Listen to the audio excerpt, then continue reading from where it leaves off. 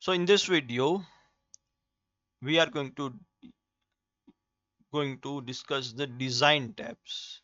So there are some of the themes available which you can use for your Word file. For example, I'm going to use these themes, and these are the document different formatting options which can be used by me.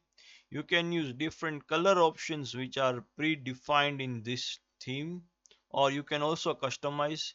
You can use different types of fonts, or you can also custom the fonts. In this, for example, I'm going to use this consolas font. Okay, okay, whatever you want to add, or you can also define the paragraph spacing whichever you would like to use. You can also use the effect option if you want to use. Next is watermark option. You can add watermark.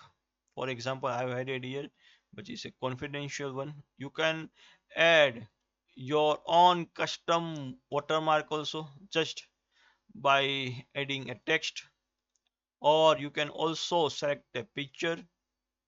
For example, I'm going to add the text watermark here. Or you can choose the fonts, you can choose the color size. Please make sure if you are reading a watermark, choose the size auto. Now if you want to like to edit, there is always the editing option available. So I have just added text. This will be a watermark. Or if you want to remove watermark. Now if you want to change the page color, okay, whichever color you would like to use, okay, you can change the page color. Now if you want to add or remove page borders, right now I'm going to remove the page border.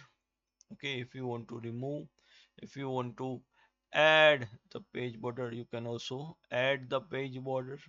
Okay, whatever option you would like to use, it depends on you. So that's all for this video. Thank you.